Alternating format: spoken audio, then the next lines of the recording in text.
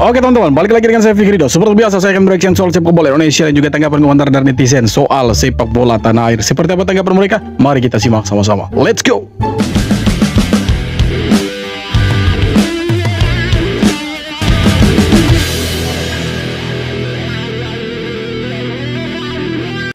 Media Vietnam The Tao 247 mengingatkan timnas Indonesia untuk waspada.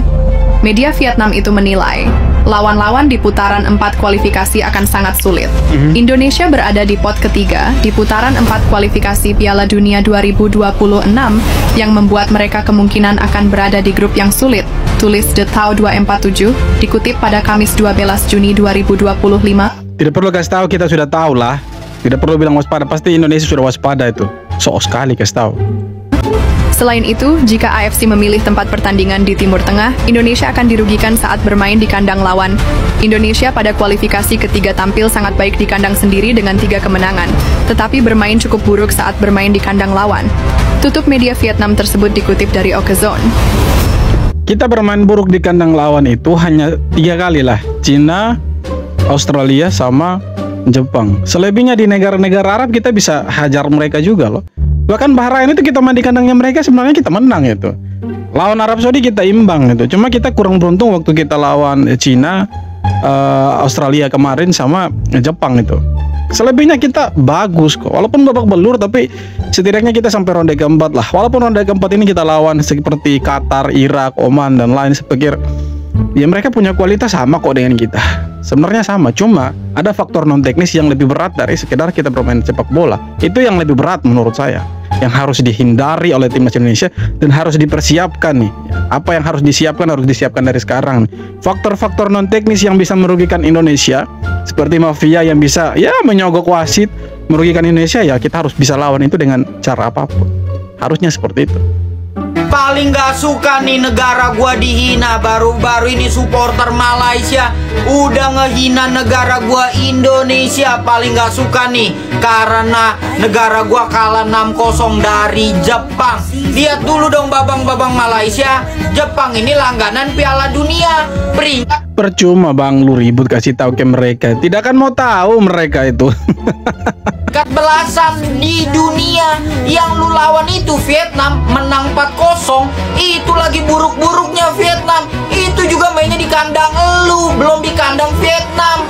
Sedangkan Indonesia udah 2 kali ngalahin Vietnam. Di kandang Vietnam 1 kali, di kandang Indonesia di GBK 1 kali. Buset dah, masih aja lu iri dengki nih sama Indonesia. Indonesia lagi berkualitas, lagi bagus-bagusnya, lolos ronde 4 kualifikasi Piala Dunia.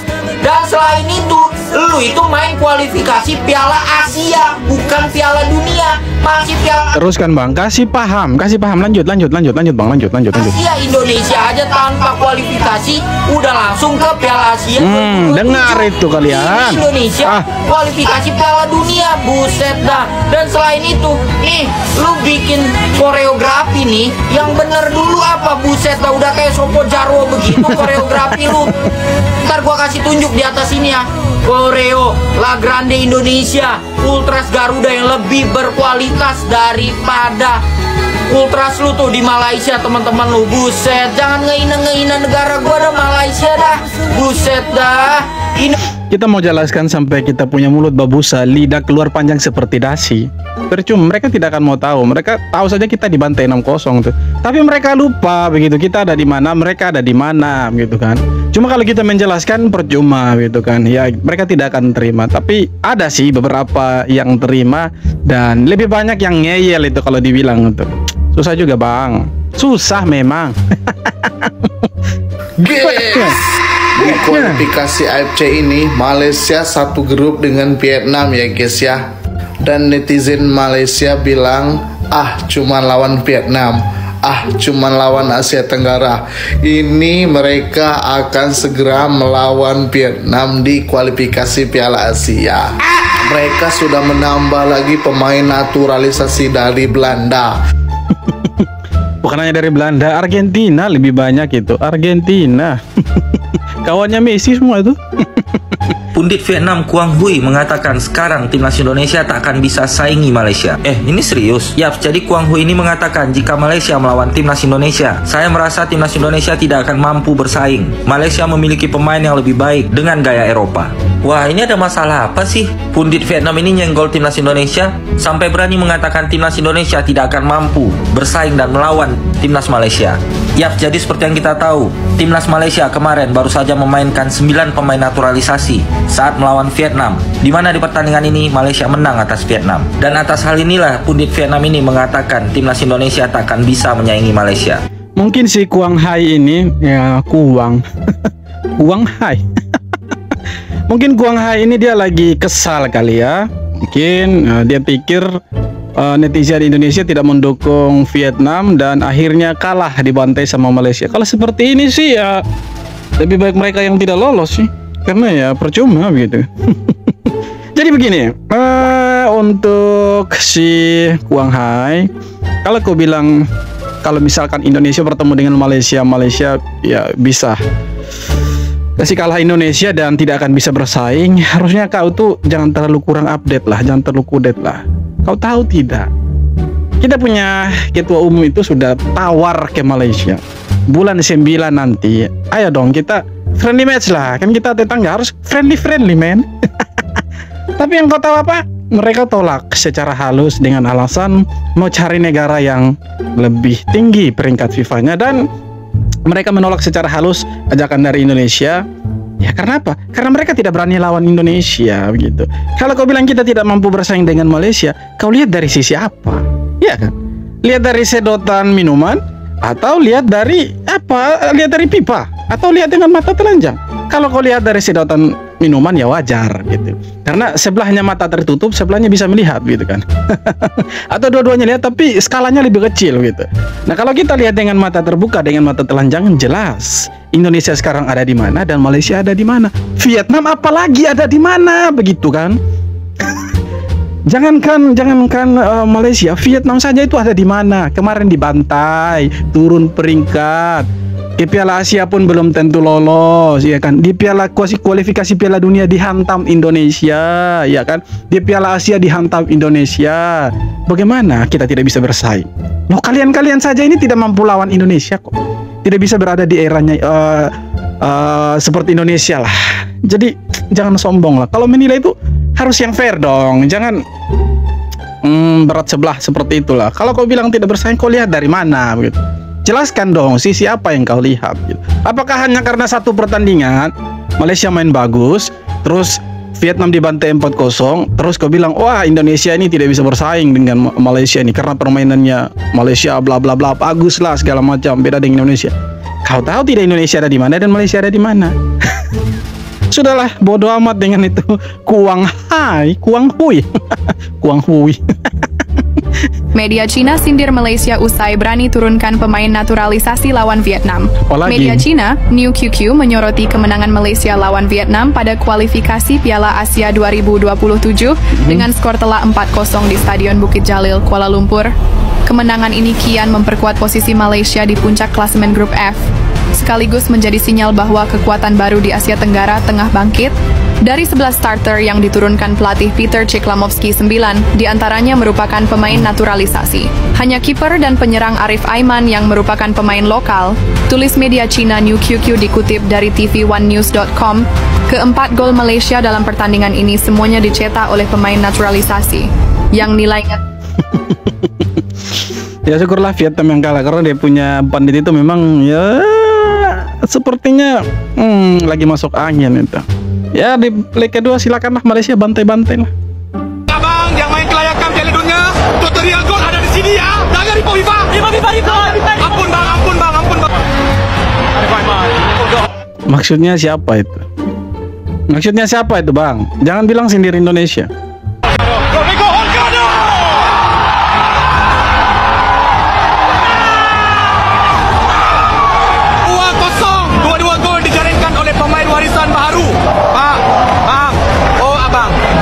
Kami bisa gol bang. Bukan anak kosong ya, maaf ya. Gol Beno.